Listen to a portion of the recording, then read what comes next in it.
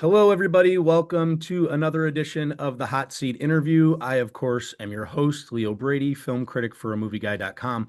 And I'm really excited to be here today with a filmmaker who comes all the way from Quebec, Canada. He is really getting his feet planted on the ground with making really exciting films. And we're here today to talk about his newest film, his newest feature, In Cold Light. This is director Maxime Giroux. Maxime, thanks for being with me here today. Hi, Leo. Thank you for the invitation. Yeah, of course. So don't know if you've seen this show, but we start this series with the same first question for every guest that we have, which is for you, what is the movie that you saw that made you say, I want to be a filmmaker? Hmm.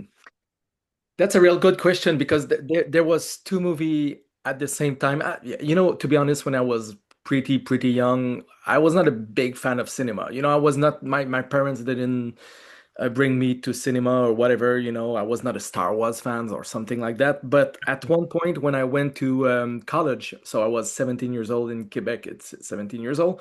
I wanted to work at the local MTV, because I love music. And I decided to go to cinema because they had to study it because they had the camera. Yeah. And they show me European movie from Europe, like Emir Costa Rica, Arizona Dream, and a Quebec movie. And those two movies make a big impression on me. And that's when at 17 years old, I say, oh, probably I want to do cinema also, not only music. Yeah. And it's because that I saw that there was other stuff than Hollywood movie. Yeah. You know Yeah. what I mean? Yeah, well, and you can tell that that's sort of your influence because I feel like your style is always maybe trying to uh, step away from what might be your typical Hollywood movie. And I think when I looked over your filmography, uh, a few of your films, they tend to focus on like a subject of family, a subject of the people that we sort of surround ourselves with. Do you find yourself fascinated with that dynamic and wanting to tell very human family dynamic stories?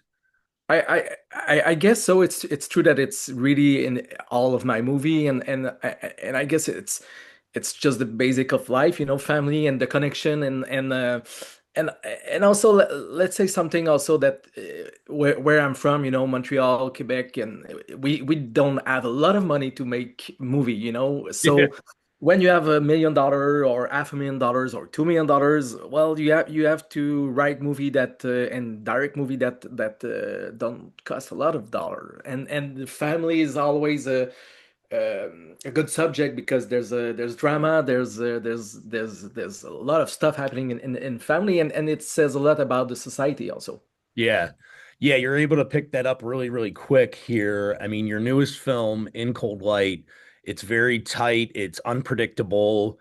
Tell me, how did you even come across the script and then what drew you to make it for your next film? I mean, this is your first English language film.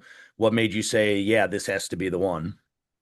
I was not expecting to do that kind of movie in my life, to be honest. I was like making French Canadian movie, small movie, and then two producer Mike McMillan and Yannick Letourneau in Montreal came to me and they say, yeah, we have this script, and do you want to work on that, on and direct this movie? And I was like interested by this script because this is the kind of character that I like, the character that Ava in the movie played by Maika Monroe. It's a character where I don't say how to I don't know how to say in English, but it's the people are a little bit like outside of the society, who Yeah. doesn't really get, they don't know where they are, and they don't know how to manage to to be part of this society. I like Yeah. that. I like those characters. Yeah, there's yeah, that comes off like really well too because it's about like people reintegrating themselves back into the world and even if it's a world that wasn't even an easy world to be part of to begin with. And I think the way that this movie plays, it works so well because you're working with so many, like such a great cast here. And I specifically wanted to bring up Academy Award winner Troy Kotsur. I mean, his character feels much darker, tougher than what I've seen him do in the past. Did you have to convince him a little to take on a role and a character that's sort of this dark, this disturbing, and maybe was that something that he was used to doing, or did you have to sort of convince him a little? I didn't have to convince him at all. You know, he was on board as soon as we asked him. I for sure we had a discussion, you know, about the film first, but in the script the character was not a deaf person, Yeah, and someone has this ID, and it was not me, and I think it was in the Maika Monroe team. You know, it was, oh, maybe that actor will be great for that part, and I was like, what a genius ID, you know, because yeah, it yeah, brings something to the movie, to the on communication, if I can say in English, you know, yeah, between the characters. And it was a real pleasure to work with him. Yeah, I mean, he's you know, he play a lot of theater in his hometown. You know, he's there for like 20 something, 30 years, I don't know. So he did part like that, you know, before. It was not his first time, probably not in the movie, yeah, but I didn't see all the movie he did, you know, also. But it was such a pleasure. He's an amazing human, just like Micah. You know, she's so great in the movie. yeah, It was a privilege to work with both of them. Yeah. yeah. Yeah, well, and then, like what I loved about the film is honestly the visual aesthetic. I mean, it looks like at times to me it almost even looks like a documentary or like a throwback to like a 1970s film. Can you sort of explain to me sort of what you and your cinematographer Sarah Mashara were going for in the look of it all? Yeah, I mean, our influence were really like 1917 movie and stuff like that. We wanted the image to look, I don't know if it's a good word, but gritty, you Hmm. know, like Yeah, a little bit dirty. We felt that the character was like that, you know, but not also Maika Monroe character, but also like Troy Kotsur character, you know, in the world, you know, it's dusty, it's a cowboy land, you know, yeah, it's rodeo place, so it's not clean, you know, and we felt that shooting in digital was not the best for this movie. The best for this movie was to be like and for the character and the story to be a little bit more yeah, dirty, yeah, not perfect, you know, and we because those characters are not perfect, you know, the human being is not perfect, and we, especially in a world where AI images are coming, you know, we felt that it was the way to go for that movie, you know, to be yeah. unperfect, you know. Yeah. Yeah. Well, and I noticed too, like I think like even like in your locations and your like settings of a lot of these scenes, it's like back alleys, it's the back rooms of like of restaurants or places where shady dealings might be happening or you know the opening sequence is sort of like a drug house that nobody would want to be like seen in or be even standing in certain points.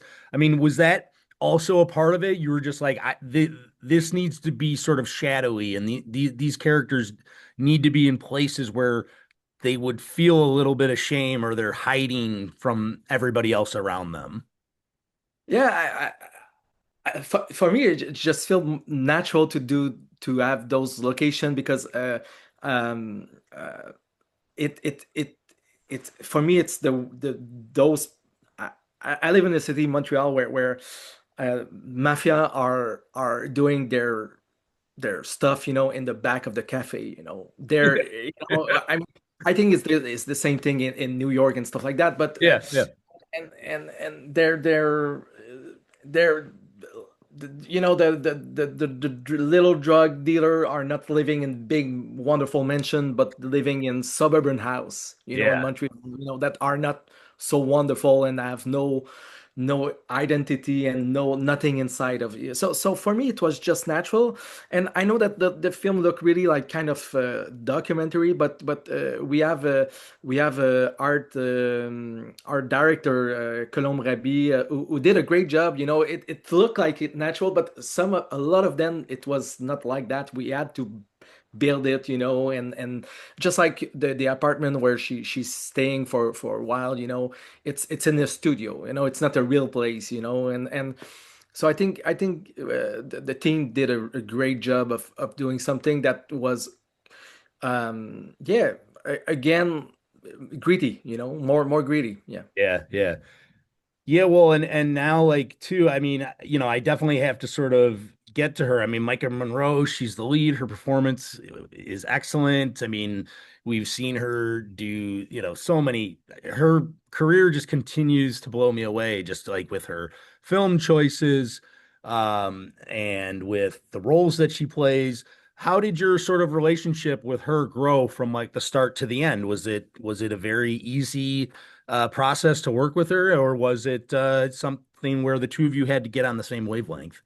Well, it's crazy how it was easy to work with her. I mean, first it's not someone who it's someone who her instinct is perfect for doing cinema. You know, Yeah, she understands the language, she understands the mise en scène, if I can say. She understands where she has to put, how she has to move, where she has to put versus the camera, where she understands the character well, and to be honest, we didn't have to talk a lot because first take she was good, second take she was perfect, and third take she was still perfect, you know, and I was just like, let's do another one just in case, you know, we have a problem with the film stock because we shot in 16 millimeter, you know, yeah, but that's what is interesting when you work with good actor, you know, it's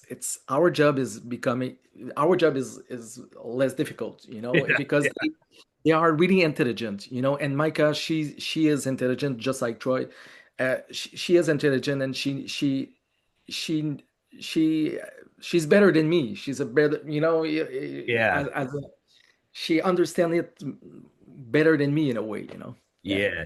Yeah, that's interesting too. I've always wondered if she will eventually be her own director because it's like the projects she chooses seems to be projects that she gets. Like she just gets it. She knows like what type of movie she's making, what type of character she's playing, and it always just shows up very different. She's kind of a chameleon in that way that it's not always the same performance. She's very different here. I have never really seen her in a movie like this. And she has so much charisma. When you put your lens on Micah, something is happening. You know, Yeah. it's never dull. Yeah. Yeah, yeah. All right, well, so the film premiered at the Tribeca Film Festival. Now it's finally going to be in cinemas everywhere. Do you have a lot of nerves going into the weekend? Or are you just excited to put this film? It's your baby. Are you excited to put it out there in the world for everybody to see? For sure, I'm excited. It's my first movie was going to be released so big in the States. You know, I had Yeah. some other that were like more like in a hard house, you know, circuit. Yep. So it's really exciting. At the same time, you know, it's been a while I shot this movie, you know, and it's a little bit like if it's another life, you know, it's like, so I can wait to probably to go see it in theater and to see what kind of movie we made, you know. Yeah. So Yeah. Well, and I just think don't it's know. going to play really well up on the big screen too, as you said. I mean, this movie looks great. It's thrilling. It kind of keeps you hanging on to it from beginning to end. So, congratulations. Thank you for being with me here today, Maxime Thank you. Giroux. The film In Cold Light is going to be in theaters this Friday, January 23rd. Thank you so much for being with me here today. Thanks to you, Leo. Thank you. Awesome. Thanks, Maxime. Bye.